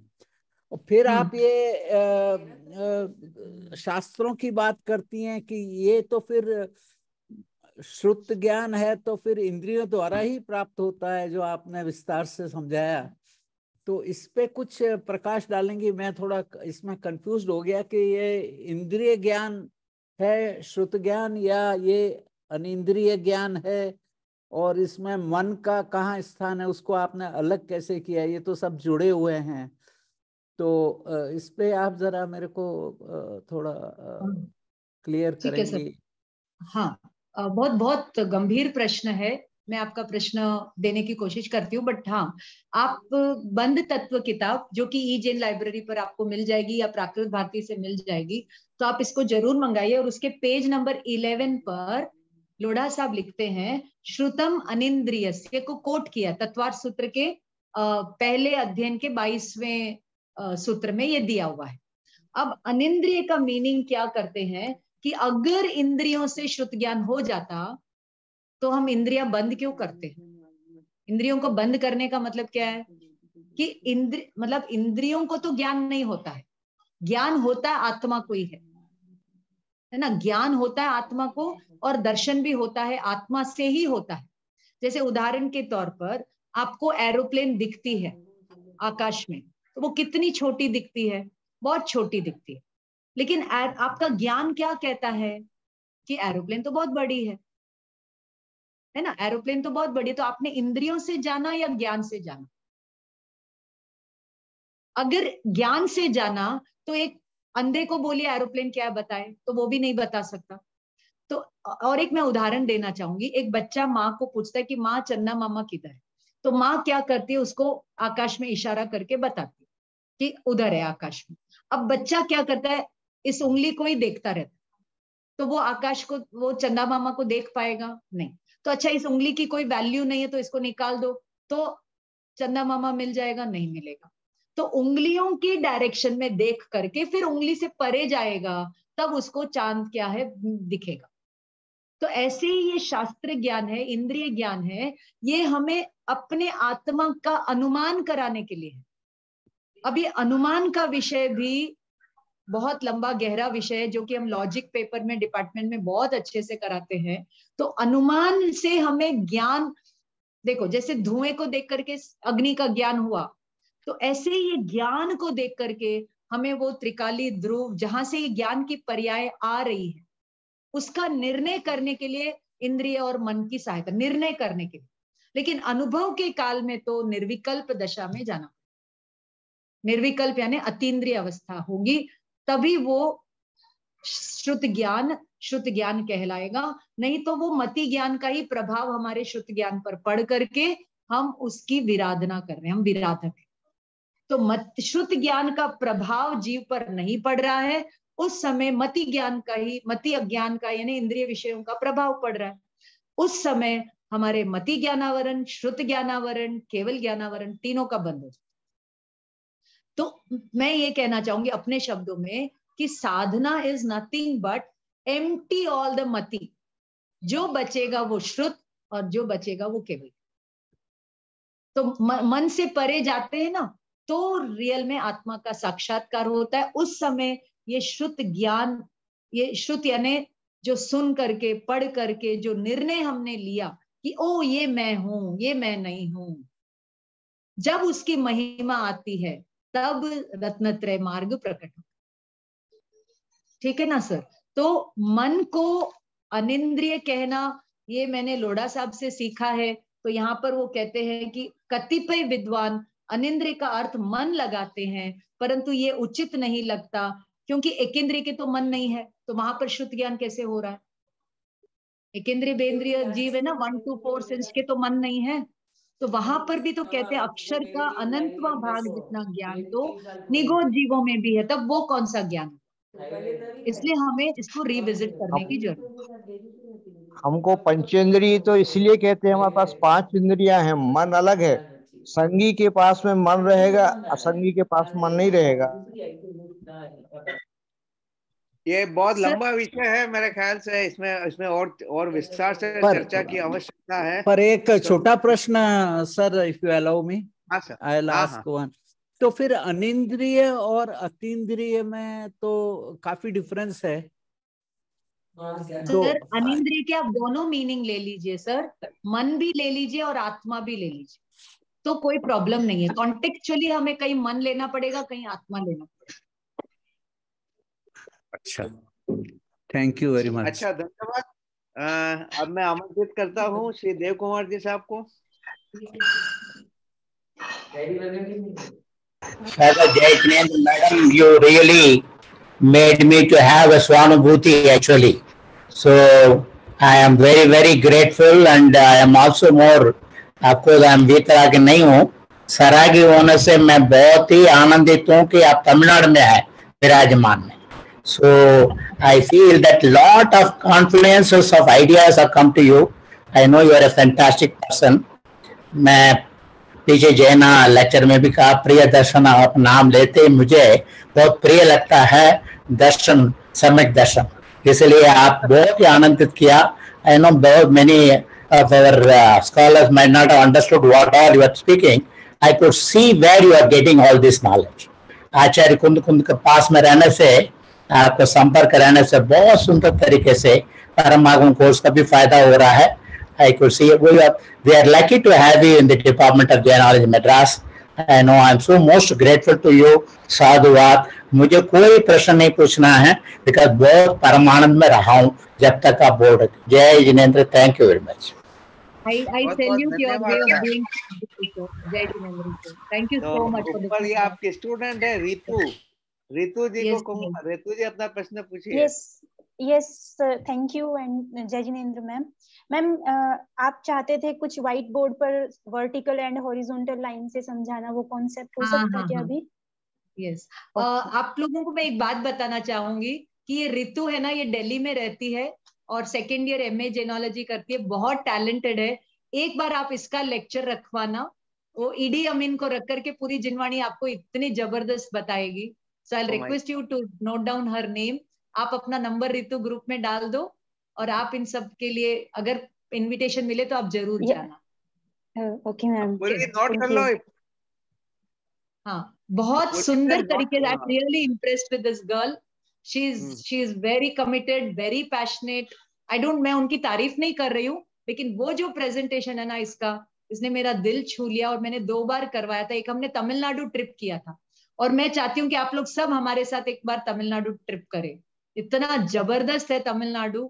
आप लोग सब आइए और हम सब मिलके स्वाध्याय यहाँ पर 1 वीक का ट्रिप करेंगे और खूब स्वाध्याय करेंगे। So I extend an invitation on behalf of the department, University of Madras, and all my staff and students. Please visit Tamil Nadu, and the culture, the heritage, the beauty, not just the material beauty, but the spiritual, philosophical beauty that is hidden over there. तो मैं रितु के notice पे, request पर अगर आपके साथ share कर सकती हूँ तो परमिशन है तो मैं करूंगी, नहीं तो the chair has to tell me. ना वो करिए आप, कोई दिक्कत नहीं। उनका व्याख्यान रखेंगे हम। हाँ, बोलिए आप, बोलिए। तो हाँ, ये एक इन्होंने मुझे रिमाइंड किया तो मैं बता देती हूँ। देखिए, ये एक स्ट्रेट लाइन है ना, वो विदाउट बिगिनिंग विदाउट एंड है ना, इसलिए ये 2 एरो मार्क है जो कहते हैं कि अनादि अनंत। अब इस स्ट्रेट लाइन को आप जीवन समझिए, जो कि अनादि और अनंत है। जो हमारा ज्ञान है वो अनादि और अनंत रूप से चल रहा है और आगे भी चलेगा। समझ लीजिए, अब हम यहाँ पर हैं, तो यहाँ पर हम लखपति थे, फिर आगे गए हम करोड़पति बने, फिर अरबपति बने, ऐसे ऐसे यात्रा चलती रही। फिर वो लाखों करोड़ों जो हमने इकट्ठा किए वो सब यहीं छोड़ के चले जाते हैं। तो हमारे साथ क्या जाता है? हम स्वयं ही जाते हैं ना, और एक ढेला भी तो हमारे साथ नहीं आता है। तो अब हमें ये रियलाइज करना, 12 भावना पढ़ करके, जिन वाणी जिन श्रुत को पढ़ करके हमें क्या करना है? निर्णय करना है कि मैं कौन हूं। इसी से आचारांक सूत्र शुरू होता है। भगवान कहते हैं कि 99, मतलब भगवान के वर्ड नहीं है, लेकिन मतलब यही है कि अधिकांश जीव ये निर्णय ही नहीं करते कि वो कौन है, वो कहां से आए। वो कौन है, ये कौन है पता नहीं, ये कहां से आ रहा है, कहां जा रहा है पता नहीं। भगवान कहते हैं कि जो ये पढ़ करके समझ करके निर्णय करता है कि मैं कौन हूं, तो जब उसको खबर लगती है कि मैं कौन हूं, यहाँ पर है ना, जब मैं तो ऐसे ही लाइंस ड्रॉ कर रही हूँ, जब यहाँ रह करके उसको खबर लग गई कि अरे मैं तो ज्ञान चेतना हूं, अब वो ज्ञान चेतना में क्या करता है? अब वो ज्ञान चेतना में डुबकी लगा, इसका नाम सामायिक। और एक अंतर मुहूर्त में वो क्या कर सकता है? केवल ज्ञान लेवल तक जा सकता है। तो हमें ग्रोथ अपने अंदर डीप में करनी है, जहां पर अनंत लोकालोक झलकने की ताकत इस ज्ञान की एक पर्याय में है, लेकिन हम इसका प्रभाव नहीं पड़ने देते हैं। तो वो हमारे कर्म के ऊपर, इसके ऊपर आवरण आता है, और हम सुख की तलाश में इधर उधर भटकते रहते। तो इस प्रकार ये बात है। ठीक है, बहुत बहुत धन्यवाद, आपने अच्छा पिक्चर से समझाया, बहुत अच्छी बात है, बहुत बहुत धन्यवाद। Yes ma'am, thank you. मैं आमंत्रित करता हूँ श्री अनूप जैन, यूके से। हाँ जी मैम, मैम ये जो आपने PDF है ये आप शेयर कर सकते हो? I will share it. और रितु जी, आपसे मैं बात कर सकती हूँ अगर आप फोन नंबर दे दें तो? किससे बात करना है आपको? रितु जी से भी बात करना चाहती हूँ, आपने कहा है ना, इसलिए मैम। हाँ, रितु अपना नंबर डाल दो व्हाट्सएप पे। अनु जैन हमारे साथ 4 प्रोग्राम कर रही थी, 4 नहीं 3 प्रोग्राम। चौथा भी मैंने एक और भी किया था मैंने आपके साथ। आरुग्य बोहिलाभम किया, प्राकृत कर रही है, परमागम कर रही है, जेनोलॉजी आपने नहीं किया है। हाँ, उसकी हिम्मत तो 4 इंटरनेशनल प्रोग्राम्स चलते हैं, वो भी कभी करेंगे अगर हुआ तो। यस। रितु, आप अगर आपको टाइम दिया जाए परमिशन से तो आप बता सकते हैं, नहीं तो नहीं। डिपार्टमेंट अपनी जो पढ़ाई नहीं तो नहीं with the permission of the chair. ये तो मेरे लिए बहुत बड़ी अपॉर्चुनिटी होगी मैम, कैसी मैम। नहीं, आपका व्याख्यान रखेंगे सेपरेट रितु जी। नहीं, ये हमारी पढ़ाई के बारे में एक लाइन बताना चाहेंगे अगर आप बोलेंगे तो। नहीं अच्छा, हाँ। यस मैम, ये मतलब ये अनएक्सप्रेसिबल है, जो भी एक्सपीरियंस है एमए ज्वाइन करने का। एक ओवरऑल ग्रोथ होता है, ओवरऑल स्पिरिचुअल एंड मतलब जो सांसारिक रूप से भी अगर मुझ में कुछ कमी है, एक नॉर्मल बिहेवियर भी अगर हमें नहीं आता है तो वो भी बहुत सीखते हैं। एंड स्पिरिचुअल लेवल तो एक इतना हाई लेवल है, एंड माइंड में इतना ज्यादा ब्रॉड हो जाता है माइंड की हर किसी को एक्सेप्ट करना उनके व्यू के साथ। अगर हम श्वेतांबर भी फ्रेंड्स के साथ, मतलब आज हमारे साथ वो फ्रेंड्स बन गए हैं, और पहले हम कभी किसी से बात ही नहीं करते थे। आई एम दिगंबर, सो मैं सिर्फ दिगंबर से बात करूंगी, ऐसी एक मेंटेलिटी। तो आज मैं अगर श्वेतांबर मेरे फ्रेंड्स बन सकते हैं, तो शायद जीवन में मैं किसी भी सेक्ट से, किसी भी धर्म से कोई मेरे सामने आए तो मैं उसको जीव रूप से देख पाऊं। इतना ब्रॉड माइंड यहाँ पर मतलब इस एजुकेशन से हो गया है। ये इतना अल्टीमेट फायदा है कि मैं बता नहीं सकती, इसको एक्सप्रेस नहीं कर सकती। मेरा बिहेवियर बहुत चेंज हो गया, और मेरे सराउंडिंग्स में जितने भी लोग हैं वो सब बोलते हैं कि बहुत बिहेवियर चेंज हो गया है, तुम बहुत काल्म हो गए हो, बहुत शांत, आराम से बात करते हो, बहुत ज्यादा हाइपर नहीं होते हो, पहले हाइपर रहते थे। तो क्या बोलूं मैं, एंडलेस है इसके फायदे। मैम के कांटेक्ट में आना एक बहुत बड़ी, मतलब हमारे पास भगवान नहीं है लेकिन एक गुरु के रूप में बहुत बड़ी, हमें बड़ी चीज मिल गई है मैम। Thank you. बहुत धन्यवाद रितु जी। बहुत अच्छी बात है। जैन एकेडमी ऑफ स्कॉलर जो बनाई है वो इसीलिए बनाई है कि इस मंच पे दिगंबर, श्वेतांबर, तेरापंथी, बारापंथी सभी संप्रदायों के विद्वान, जो वर्ल्ड रिनाउंड विद्वान है, विश्व मतलब वो स्तर के, वो उसके मेंबर हैं, और जूनियर बच्चे भी हैं, मेंबर हैं। आप भी इसकी मतलब मेंबर बनिए तो आपको एक बहुत ब्रॉड ओरिजिन मिलेगा यहाँ पर, मतलब, और आपका स्वागत करते हैं हम इसके लिए। उसके बाद मैं आमंत्रित करता हूँ श्री डॉक्टर अनिल कुमार जैन साहब को, जयपुर से। जय जिनेंद्र, आपका बहुत ही अच्छा व्याख्यान रहा, बहुत बहुत साधुवाद। एक तो ये बात है, लेकिन जो बात हो रही थी मत ज्ञान, ये श्रुत ज्ञान की, कि वो इंद्रिय और मन की सहायता से होता है, तो आपने जो एक बात आई थी बीच में कि अतीन्द्रिय ज्ञान, तो एक्चुअली इसको ये लेना चाहिए, जो मैं समझ पाता हूँ कि 5 इंद्रिय हैं तो वो तो इंद्रिय ज्ञान, और मन है वो अतीन्द्रिय ज्ञान। तो कहने का मतलब ये है कि इंद्रिय ज्ञान और अतीन्द्रिय ज्ञान, इंद्रिय और अतीन्द्रिय के द्वारा जो ज्ञान होता है वह श्रुत ज्ञान है। अब एक ही प्रश्न आया कि एक इंद्रिय को किस तरह से होता है, वाकई में उसके मन नहीं होता है, लेकिन एक इंद्रिय के एक इंद्रिय होती है, तो स्पर्शन इंद्रिय के थ्रू उसको जो ज्ञान होता है वह शुद्ध ज्ञान होता है। एक डिस्कशन चला था, वो अभी फिर वो मंजू नाटा जी ने भी चैट बॉक्स में लिखा है, एक इंद्रिय के भाव मन तो होता ही है, लेकिन ऐसा नहीं है। जो हमारी मान्यता है, बिना द्रव्य मन के भाव मन ठहरता नहीं है। लेकिन ये है कि विपिन दोषी साहब भी अभी मौजूद हैं यहाँ पर, उनसे भी काफ़ी इस पर चर्चा हुई थी, डॉक्टर विपिन दोषी साहब। तो ये थोड़ी अलग अलग मान्यता बनती है। तो हमारा मानना तो यही है कि जो द्रव्य मन के बिना भाव मन नहीं ठहरता है, तो एक इंद्रिय के सिर्फ स्पर्शन इंद्रिय होती है, उससे जो ज्ञान होता है वही उसका शुद्ध ज्ञान होता है। तो इस पर अगर आप कुछ और अपनी बात कहना चाहें तो दीजिए। धन्यवाद सर। मन में मेरे ख्याल आ रहे हैं, मन में अच्छे बुरे ख्याल आ रहे हैं, ठीक है। एक इंद्रिय कान नहीं जानता, वो आंख का काम नहीं कर सकता, आंख है वो कान का काम नहीं कर सकती, बराबर ना।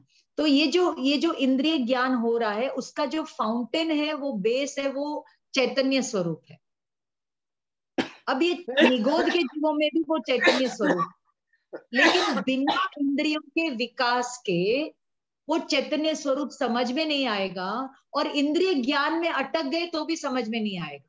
इसलिए मैंने वो उंगली का एग्जाम्पल दिया कि इंद्रिय के बिना भी नहीं होगा और इंद्रियों के भरोसे भी नहीं होगा।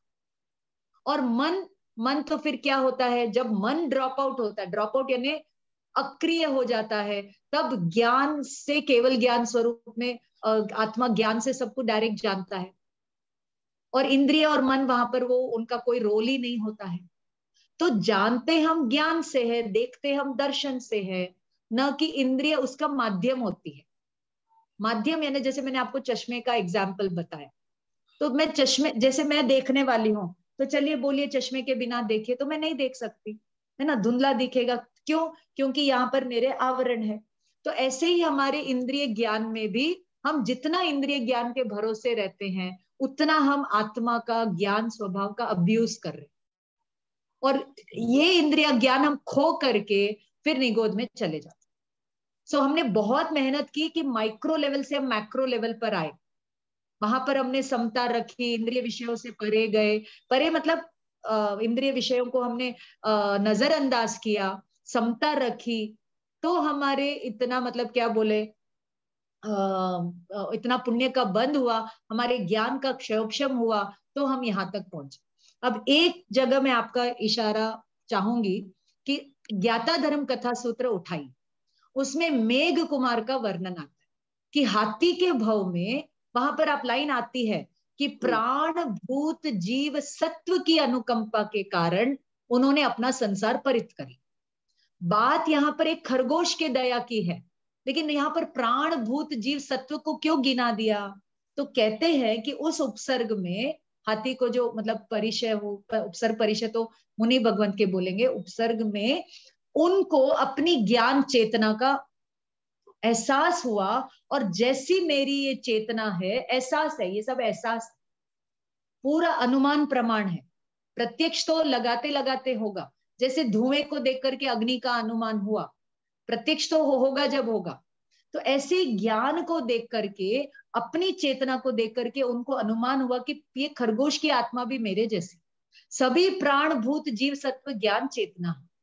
तब उन्होंने अपना क्या हो गया, संसार परित कर लिया। तो ये ज्ञान उनका एप्लीकेशन ऑफ ज्ञान हुआ, तो वो उनके चार मतलब उनके परिभ्रमण की दिशा को बदल देता है।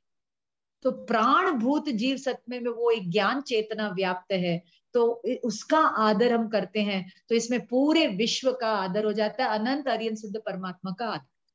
और जब तक हम ये इंद्रिय ज्ञान के भरोसे रहेंगे, वो क्या बोले, लिमिटेड ही उसका यूसेज है। ठीक है सर? बिल्कुल। I hope I have answered your question, otherwise बहुत चर्चा है इस पर। नहीं ठीक है, लेकिन मतलब वो मैं जो पूछ रहा था वो बात नहीं आ पाई। मेरा सिंपल का क्वेश्चन ये है कि एक इंद्रिय जीव के कितने प्राण होते हैं, उसके क्या मन प्राण होता है? दूसरा एक ही है कि एक इंद्रिय जीव के कितनी इंद्रियां होती हैं, क्या उसके मन होता है? प्रश्न ये है, तो फिर उसका ज्ञान उसी के हिसाब से होगा ना। एक इंद्रिय के 4 प्राण है, जो एक इंद्रिय के 4 प्राण होने चाहिए। एक तो स्पर्शेंद्रिय बल प्राण, एक काय बल प्राण, और एक श्वासोश्वास और आयुष्य। ये पूरा करके वो मरे तो वो पर्याप्त कहलाएगा, और ये पूरा किए बिना ही वो मरे तो वो अपर्याप्त कहलाएगा। और चेतना तो वो भी है, उसको भी तो फीलिंग हो रहा है ना, उसको भी तो ज्ञान हो रहा है ना कि मैं दुखी हूँ, मैं सुखी हूँ। बस इतना ही उसका ज्ञान का उघाड़ है, बाकी पूरा पूरा पूरा कंडीशन है आवरण वाला। जैसे मैं आपको और उदाहरण दे सकती हूँ, जैसे दूज का चांद अपन दिखते हैं, तो वही दूज का चांद बढ़ते बढ़ते बढ़ते पूनम का चांद बनता है। तो ऐसे यही ज्ञान चेतना बढ़ते बढ़ते बढ़ते केवल ज्ञान की पूर्णिमा रूप बनता है। ठीक है सर? तो बहुत बहुत धन्यवाद। अभी ये चर्चा काफी चलेगी, मेरे ख्याल से आगे जाके हमको और कुछ विस्तार में जाना पड़ेगा एक एक विषय में, ऐसा लग रहा है। और हर एक को इसमें क्या है कि जो आप कह रहे हैं वो स्टडी करके आना चाहिए, उसके बाद में शायद अपन बहुत ज्यादा मतलब वो प्रिसीशन में जाएंगे, मतलब ऐसा लग रहा है। और जो आपकी जो बात कही कि हमको दिगंबर और श्वेतांबर ग्रंथ सभी पढ़ना चाहिए, ये बहुत बड़ी बात है। और ये देश का जो मंच है, इस मंच पे हम यही प्रयास कर रहे हैं। हमारे पास जैसे सभी ढंग के हम वो ग्रंथ हमने मतलब खरीदे और हमारे लाइब्रेरी में अवेलेबल है। अच्छा, मैं भी आपको एक दो प्रश्न ये पूछना चाहता हूँ, मतलब वो मेरे को भी थोड़ा वो डाइजेस्ट नहीं हो रहा है कि शुद्ध ज्ञान और केवल ज्ञान साथ में होते हैं, मतलब तो ये कहाँ तक सही है? और आपने जो अनिद्री की जो बात कही है, मतलब तो ये भी पूरा क्लैरिटी नहीं है, क्योंकि आज के न्यूरो साइंस के हिसाब से अगर देखें तो हर एक जो 5 सेंस ऑर्गन हैं, हर एक सेंस ऑर्गन के करस्पॉन्डिंग ब्रेन के अंदर कुछ एरियाज होते हैं, मतलब वो न्यूरॉन्स के क्लस्टर्स होते हैं। उन न्यूरॉन्स के क्लस्टर में एक्टिविटी होती है, और उसके हिसाब से कहते हैं कि जैसे ऑप्टिक नर्व के थ्रू वो सिग्नल जाता है, इलेक्ट्रिक सिग्नल, तो अपने को दिखता है, फिर वो ऑप्टिक नर्व और सिग्नल पीछे की तरफ जाता है, मतलब तो ये मतलब है कि वहां पे एक्टिविटी होती है। उसको हमें जो मतलब जो ज्ञान कहते हैं वो है जो वो इंद्रिय ज्ञान है, मतलब इसी ढंग से 5 इंद्रिय में होता है। अब उसमें प्रश्न ये आता है कि डॉक्टर्स कहते हैं कि वो एक्टिविटी होती है, लेकिन वो एक्टिविटी को फाइनली ऑब्जर्व कौन करता है, उनको कोऑर्डिनेट कौन करता है, अलग अलग जो सेंस ऑर्गन्स है उनके जो अलग अलग एरियाज हैं। अब ये प्रॉब्लम आ रही है, बहुत भारी प्रॉब्लम आ रही है साइंटिस्टों के सामने कि वो कौन इंटीग्रेट करता है, मतलब वो साइमल्टेनियस आदमी को कैसे पता लगता है, वो सुनता भी है, देखता भी है, दूसरे सेंसेस से भी आता है। तो उसको अगर हम देखें तो आत्मा जैसी चीज की निश्चित रूप से आवश्यकता है। और वो जो न्यूरो साइंस का मॉडल है, अभी कुछ मॉडल डेवलप किए गए हैं उसमें इस चीज को समझने के लिए, पर वो इतना इजी नहीं है मतलब। पर दूसरा जो प्रश्न मैं पूछना चाहता हूँ आपको, दूसरा वो ये है कि सर हाँ, मैं पहले आपका पहला प्रश्न भूल न जाऊं, इसलिए मैं पहले वो ले लेती हूँ। श्योर। सबसे पहले तो it is a very nice thing कि आजकल मॉडर्न साइंस भी कॉन्शियसनेस पर रिसर्च कर, एक बहुत बड़ी बात है। आपको मैं मेरा अनुभव बता देती हूँ कि भगवान महावीर के टाइम, इसका कोई रेफरेंस मुझे नहीं मालूम, कि हर तीसरे व्यक्ति को ये फिलॉसफी और ये अध्यात्म समझ में आता था, हर तीसरे व्यक्ति। तभी तो इतने ग्रंथ अपने को बेशुमार, चाहे वो जैन परंपरा या वैदिक परंपरा के, अपने को मिलते हैं। ठीक है। अब दूसरी बात ये है कि ये जो कॉन्शियसनेस के ऊपर आज साइंस रिसर्च कर रहा है, पहले तो मानने के लिए तैयार नहीं था। तो मैं ये कहना चाहती हूँ कि जहां इंडियन फिलॉसफी खत्म होती, जैन फिलॉसफी खत्म होती है, वहां मतलब जहां इंडियन फिलॉसफी खत्म होती है वहां जैन फिलॉसफी चालू, और जहां जैन फिलॉसफी खत्म होती है वहां इंडियन साइकोलॉजी स्टार्ट होती है, और जहां इंडियन साइकोलॉजी खत्म होती है वहां पर वेस्टर्न साइकोलॉजी चालू होती है, और जहां वेस्टर्न साइकोलॉजी खत्म होती है वापस they are visiting the consciousness studies that are there in Indian philosophy. तो इस प्रकार ये जो आप, और एक आपने जो बात बताई कि आंख में न्यूरो ऑप्टिक नर्व वगैरह वगैरह, अगर हम उसका मैकेनिज्म समझ सकते हैं कि ये जो हमारी आंख की पुतली है वो नहीं जानती है, ये जो रिफ्लेक्शन है वो हमारे लेंस के ऊपर गिरता है, तब जानने का काम होता है। इसके लिए हमें तत्वार सूत्र के क्या बोले दूसरे अध्ययन में जाना पड़ेगा, वहां निर्वृत्ति उपकरण लब्धि उपयोग को रख करके अपने को डिस्कस करना कि कैसे इंद्रिय ज्ञान प्रोसेस होता है, चैनलाइज होता है।